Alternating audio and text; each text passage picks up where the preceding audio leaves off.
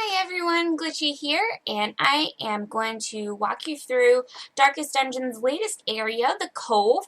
The Cove primarily features aquatic enemies, underwater scenery, and various new items, which is really awesome. It's a great place to go. So I'm going to run down what you need to know about the latest enemies. Here you'll see that we have come across a rather large crab, a spiked snail, and the Shaman. The Shaman is what you want to focus on right away because not only is he annoying and can inflict stress, he can also heal and buff his teammates, which is extremely annoying. When you finally get an enemy down, he will heal them. So you definitely want to take the Shaman out first. Also to note, the enemies of the Cove are highly resistant to bleed damage. You do not want to bring any sort of champion that you have that relies on inflicting bleed. It will not work. However, they will inflict bleed themselves, so you do want to have a lot of bandages. They are, however, susceptible to blight, so you do want to bring either Plague Doctor or the Grave Robber. Anything that can inflict blight is very good, especially since many of the enemies have high protect, such as this Ooey Savage. He has high protect. Some of the other creatures that you will encounter can also guard allies, so blight is definitely necessary when trying to go against these various enemies. As you can see, my Grave Robber is doing no damage, but with blight I will be able to take down this wonderful spiked snail in no time. You also want to have a healer. As I said before, the enemies inflict bleed, so you want to be able to counteract that. Another awesome part of the Plague Doctor is their battlefield medicine. The ability to take care of the ailments of others and themselves is definitely a huge boon to bringing them. You can try and figure out how best to run your comp. You also want to have a strong front line. I personally like the Man-at-Arms because marking himself can help relieve some of the pressure that your back line will have on them. Later on, I will also be going through some of the various things that you'll encounter, such as the shells, various chests, and other things like that. The battles can be a little long because of the high protect that they have on the different things, but as you can see, if you stack the bleed, it is very necessary to having a quick battle. Here you'll see the Shaman again. The Shaman is one of the most common enemies in the Cove, as well as their fishy friends. The Jellyfish here that you see can also inflict stun, so you want to try and have some sort of items that can help protect against stun. Anything that can help protect against bleed is very helpful. As I said before, you want to take down the Shaman first. They are the biggest problem. And you also want to try focusing down the Jellyfish. Stun is definitely a huge problem.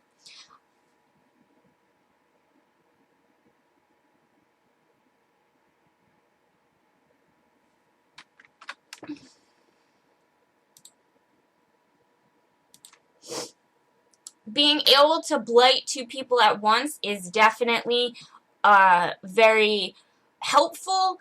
You want to remember before going into the Cove to upgrade all abilities, all weapons, and all armor. The enemies here are nothing to laugh at. They are very difficult, all have high health, and protect high resistances, so you always want to make sure that you are keeping your party upgraded and have items equipped. I know that on this party I haven't had some items equipped, and there goes that pesky Shaman healing up the Jellyfish. As you can tell, it's definitely a bit of the pain in the butt kind of situation when you finally get something down low, all of a sudden it's healed. Now you know what the enemies feel like when your Vestal keeps healing. Of course, you want to be able to continuously heal. I use my Vestals as a heal bot, pretty much. You can use any sort of healer, whether it be the Occultist or the Arbalest. Though, I personally think the Vestal, just for consistency's sake, is the best healer for me and for my parties. I like being able to keep her healing. Her abilities that also give light are also really helpful if you're not doing a dark run and you have run out of torches. I haven't run out of torches myself here. They do seem to give a lot of torches in the Cove, or the hallways or the map layouts are rather easy to navigate through. You can also see that they do give a good amount of torches in the Cove itself.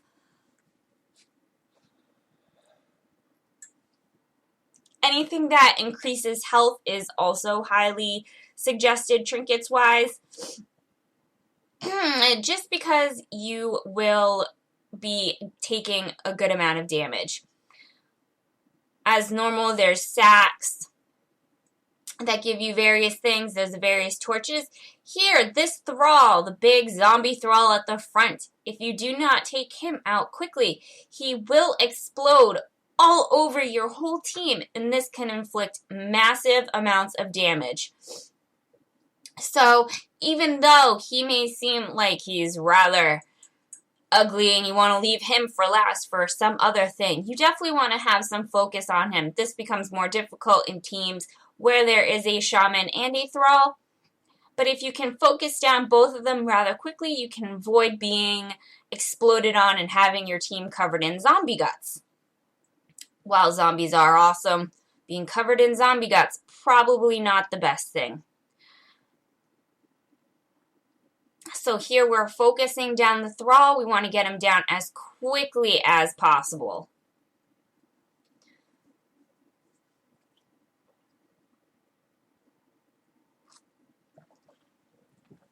Good, we've taken him out. Now we can focus on these horrible little snails.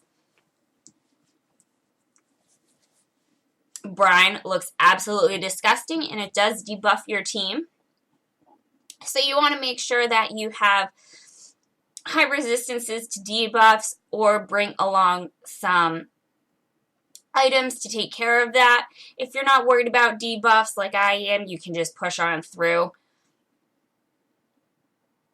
I tend to find that they're not overly hard to deal with. Of course, if we're in a boss battle, that becomes a different situation. The high protect makes taking down the snails quite hard, so you want to take them out last. Maybe get some wonderful items first. The barnacle covered chest will not open or does not use bandages. You can get cut and get bleed inflicted from them at points in time. So save your bandages for the aftermath, because right now bandages will not work, as you can see.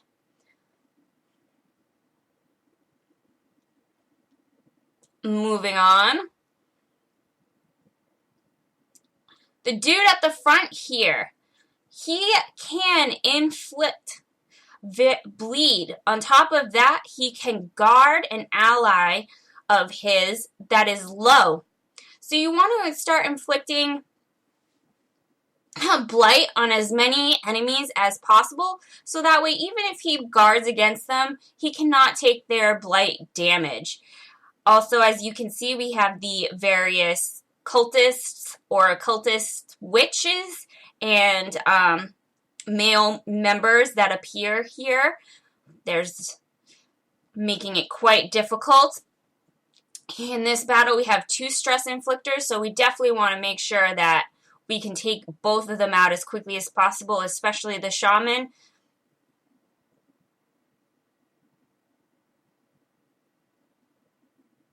Oh boy, seems like it's going to be a little bit tough. A little bit tough.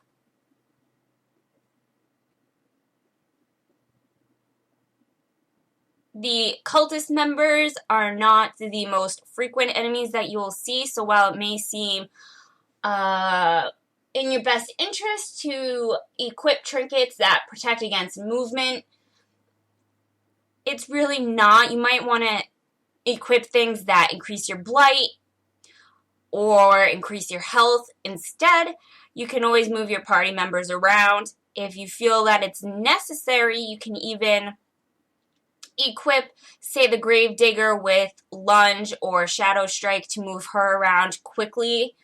Otherwise, just move them manually. There's nothing wrong with that. It's really not that big of a deal, as you won't be seeing them too often. The hungry clam in the background, or oyster I should say, while you think that you may want to give it food, giving it food is not an option. It will give you items, but it can also slam down on your hands, causing massive amounts of damage. So be wary and use a character that has high health. As you can see, our wonderful little squid friend here has guarded the male cultist, which means that every time I would go to attack it, the octopus friend would take the damage for it. So we definitely want to avoid attacking him. Thankfully, we do have blight, so he will die on his own, which is always good. Finally, we take out the cultist witch, which gets rid of all sorts of stress inflictors, and now we can focus on our wonderful little octopus friend here. We want to keep inflicting him with blight. As I said earlier, blight is very important for all battles in the Cove. If you do not use blight before, you will want to use blight now, because it is very important. If you don't bring someone with blight, your chances of surviving the Cove are relatively small. For me, for the Plague Doctor, I like having both blight abilities, the single target and then the duo target for the backline. It is very good to hit both people in the backline as well as being able to pick someone in the front line, especially if your Gravedigger cannot inflict blight herself.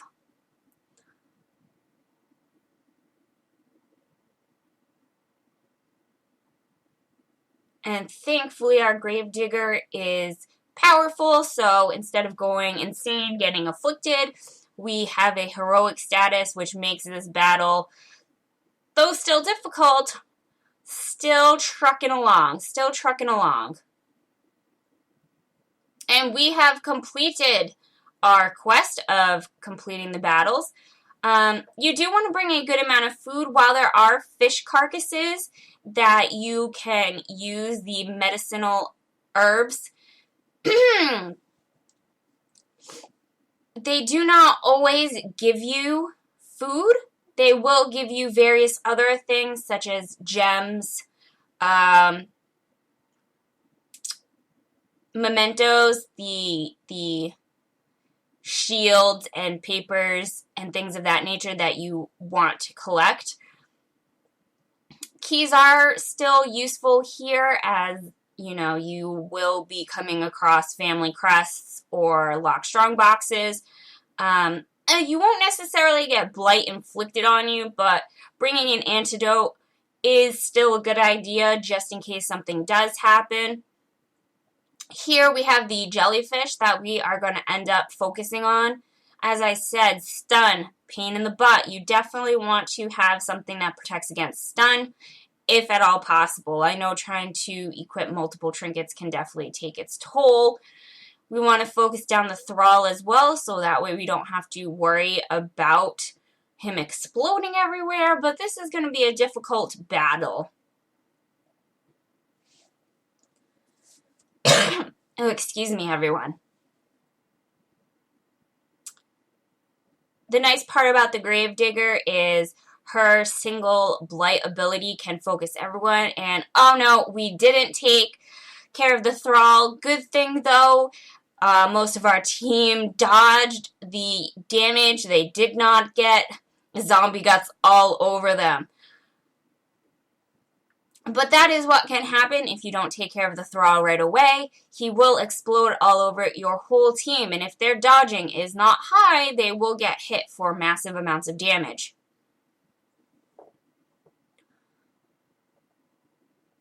Okay, so now we want to focus that pesky jellyfish as well as this fishy friend in the front. The fishy friend in the front can inflict bleed, which is definitely a problem. If he ever gets buffed by the Shaman, he becomes extremely annoying, inflicting tons of single target damage, which can make him quite hard to take down.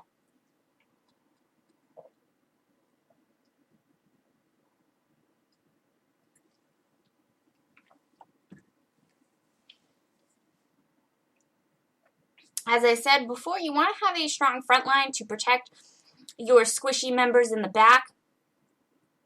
Since I'm already pretty far in the game on this save file, I do not need the mementos that are coming, such as the shields, especially the shields that have so many shields. Now this reef can either give you healing powers or a buff. Since I have no more food, I've decided to just end my run in this cove. Better than losing a member. So that's my walkthrough of the cove. I'll try and do another one. We're also going to focus on the bosses. So thank you so much. If you have any questions at all, don't be shy. Feel free to ask in the comments section. And don't forget to subscribe on Twitter and Facebook at Glitchiee and follow me at twitch.tv/glitchietv. Thanks, guys.